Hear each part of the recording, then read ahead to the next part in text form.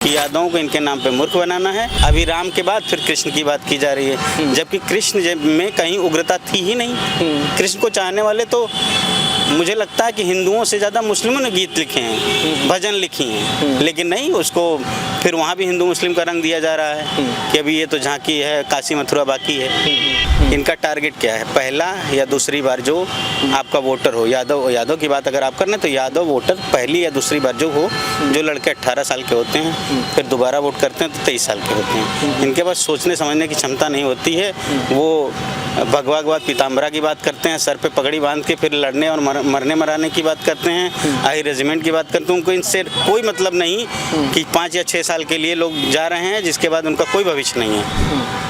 उनको रेजिमेंट के नाम पे झोंका जा रहा है, उनकी पूरी की पूरी लाइफ बर्बाद की जा रही है और उनका वोट लेके सत्ता में आने की कोशिश की जा रही है। बस मध्य प्रदेश का चुनाव हो गया, कितने % यादवों को वोट टिकट दिया था बीजेपी ने? आप ये कैसे कह सकते हैं उत्तर प्रदेश बिहार में देंगे, जबकि उत्तर प्रदेश बिहार का यादव मुखर होकर बीजेपी और बीजेपी की नीतियों से लड़ता है।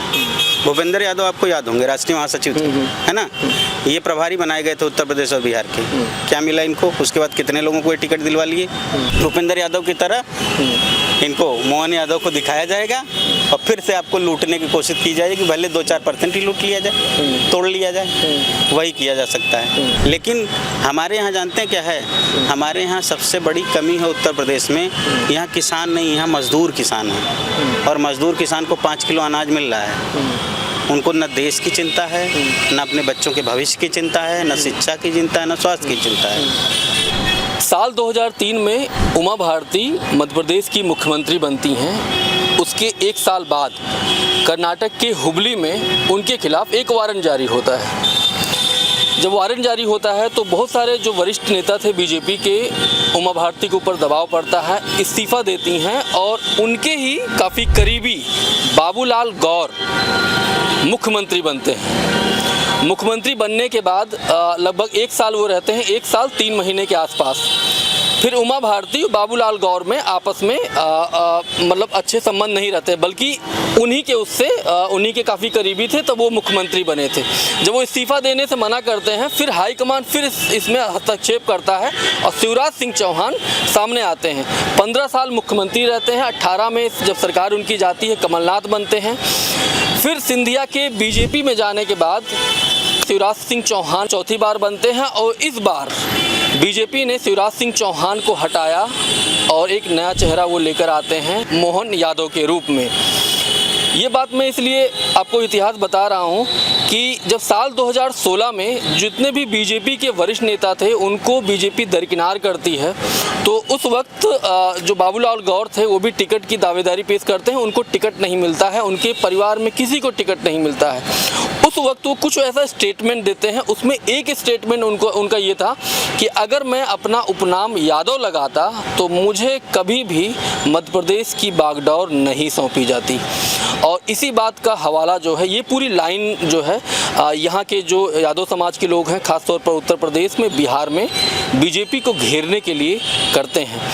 मोहन यादव के मुख्यमंत्री बनने के बाद उत्तर प्रदेश का यादव क्या सोच रहा है बीजेपी को लेकर, मोहन यादव को लेकर, इस पर बात करने के लिए हमारे साथ में यादव सेना के राष्ट्रीय अध्यक्ष शिव कुमार यादव जी हैं। मोहन यादव मुख्यमंत्री बने हैं, आप लोग इसको कैसे देख रहे हैं? मैं तो वो वोट बटोरने की जो बीजेपी की स्ट्रेटजी है उसके नज़रिए से देखता हूँ।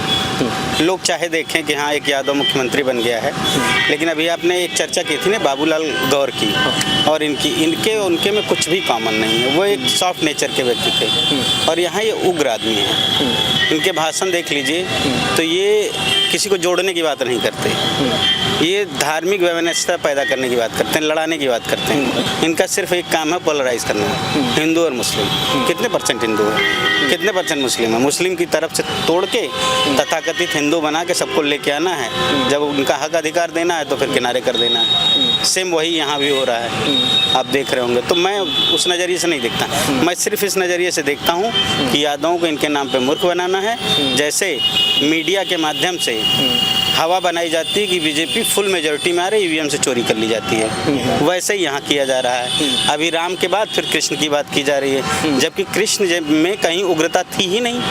कृष्ण को चाहने वाले तो मुझे लगता है कि हिंदुओं से ज़्यादा मुस्लिमों ने गीत लिखे हैं, भजन लिखी हैं, लेकिन नहीं, उसको फिर वहाँ भी हिंदू मुस्लिम का रंग दिया जा रहा है कि अभी ये तो झांकी है, काशी मथुरा बाकी है। तो ये पूरी तरह से सिर्फ और सिर्फ धर्म की राजनीति कर रहे हैं, वो भी धर्म की नहीं, उग्र धर्म की, लोगों को लड़वा के मरवा के सत्ता हासिल करने की, और इनको किसी चीज़ से कोई मतलब नहीं।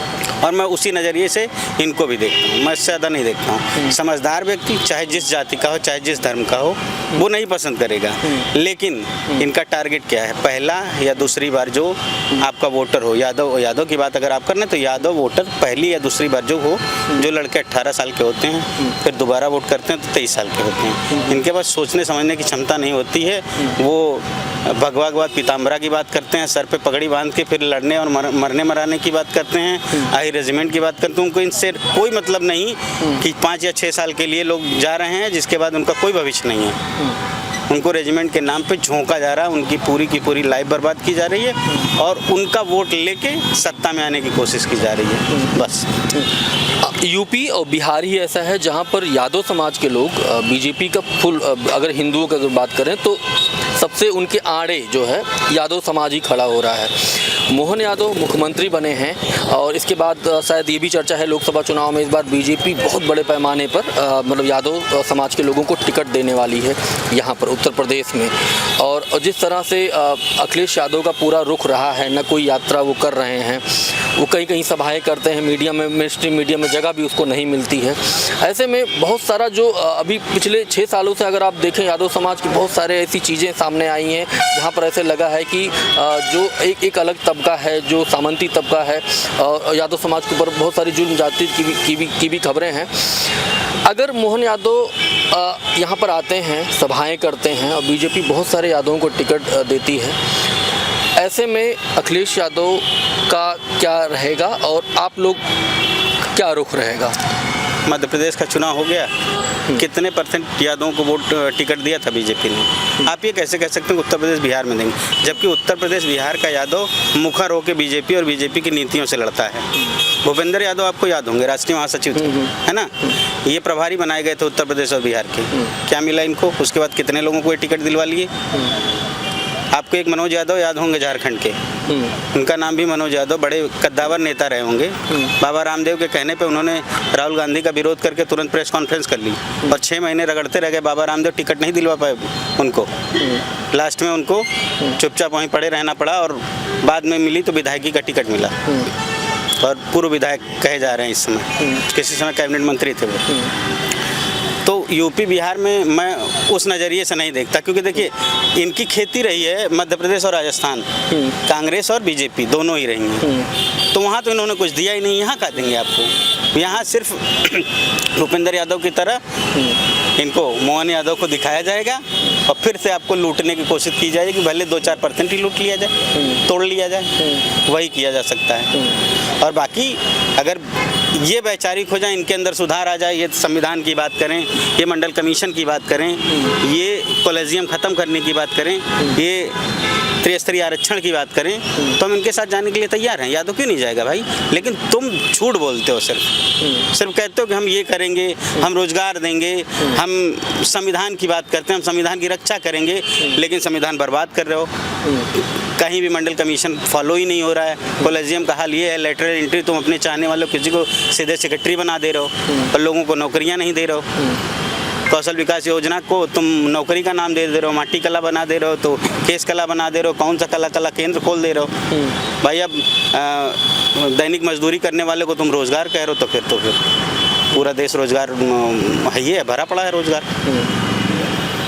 तो ये जो जैसे मान लीजिए कि लोकसभा चुनाव में अगर ये होता है और नीतीश जी भी इधर आ रहे हैं और आप देखें लखनऊ में तो काफ़ी दिनों से आंदोलन चल रहा है। एक तो अम्बेडकर पार्क जहाँ पे हम लोग इस पार्किंग में खड़े हैं, ये जो यहाँ कर्मचारी हैं ये भी आंदोलन कर रहे हैं और जो भर्तियाँ हुई थी शिक्षक भर्तियाँ, उसके लोग भी वहाँ पर खड़े हैं। मुख्यमंत्री की तरफ से भी कोई ऐसी कवायद नहीं की जा रही है, तो ये जो सवाल है इसको कैसे देख रहे हैं आप? जो ओबीसी छात्रों का देखिए ओबीसी छात्र बेचारे पड़े हैं वहाँ ठंडियों में आपके धरना स्थल पे इको गार्डन में, वहाँ कोई पूछने नहीं जा रहा। पक्ष विपक्ष सबका लगभग एक जैसा हाल है। विपक्ष कभी चला जा रहा है 10-15 दिन में, तो फिर कोई झांकने नहीं जा रहा। उसको मुद्दा बनाना चाहिए। 500 कुछ दिन हो गया लोगों को। आप किसानों की हाल देख लीजिए, आजमगढ़ में 1.5 साल हो गया किसान बैठा है, कोई जा रहा है? कौन जा रहा है ना? जाना चाहिए भाई। विपक्ष को घर गांव नुक्कड़ सभाएं करनी चाहिए, अपनी चीज़ें बतानी चाहिए, इनकी क्या ये कर रहे हैं धर्म के आड़ में उसको बताना चाहिए। लेकिन हमारे यहाँ जानते हैं क्या है, हमारे यहाँ सबसे बड़ी कमी है उत्तर प्रदेश में, यहाँ किसान नहीं, यहाँ मजदूर किसान है। और मजदूर किसान को 5 किलो अनाज मिल रहा है। उनको न देश की चिंता है, न अपने बच्चों के भविष्य की चिंता है, न शिक्षा की चिंता है, न स्वास्थ्य की चिंता है। वो तो कॉलर उठा कह रहा कि हमको 5 किलो अनाज मिल रहा है। उसको क्या पता कि हमारा यूरिया जो है 45 किलो का हो गया, डाई हमारा 45 किलो का हो गया और उसकी कीमत दुगनी हो गई, क्योंकि उसको नहीं खरीदना, वो मजदूर है उस खेत का। वो सोच रहा है यहाँ से नहीं तो यहाँ से 5 किलो मुझे मिल रहा है। इस पर काम करने की आवश्यकता है कि इस 5 किलो की वजह से तुम लोग इतने गुलाम हो जाओगे कि तुम्हारे बच्चे फिर वही मजदूरी करेंगे जो तुम कर रहे हो। तुम्हारे बच्चे कभी डॉक्टर इंजीनियर नहीं बन सकते, तुम्हारे बच्चे बाबू चपरासी नहीं बन पाएंगे, तो डॉक्टर इंजीनियर और IAS से दूर की बात है। उस पर काम हो ही नहीं रहा है, उस पर कोई काम कर ही नहीं रहा है। लोग सोच रहे हैं कि बस ऊब के लोग चले हैं, नहीं होगा। राहुल गांधी ने कितनी यात्राएं कर दी, उसके बाद भी इन लोगों ने बेईमानी कर ली और छीन लिया। अगर दक्षिण भारत में 100% लिटरेसी ना होती, पढ़े लिखे ना लोग होते, तो वहाँ भी ये बेईमानी कर लेते। लेकिन वहाँ लोग पढ़े लिखे हैं, वो जानते हैं कि 5 किलो अनाज से हमको गुलाम बनाया जा रहा है, हमको भिखमंगा बनाया जा रहा है। यहाँ वाले तो भिखमंगा बनने के लिए तैयार हैं। ये राम मंदिर के लिए लड़ाई लड़ रहे हैं, लेकिन उसके अंदर बैठ के पुजारी बनने के लिए लड़ाई नहीं लड़ रहे हैं। ये भीख मांगने के लिए लड़ाई लड़ रहे हैं, सीढ़ियों बैठ के भीख मांग लेंगे सब। अगर ऐसी मानसिकता के लोग हैं तो बार बार बीजेपी आएगी, और ये लतियाए जाने के लायक ही लोग हैं ऐसे लोग, उत्तर प्रदेश और बिहार के लोग, अगर आती है तो।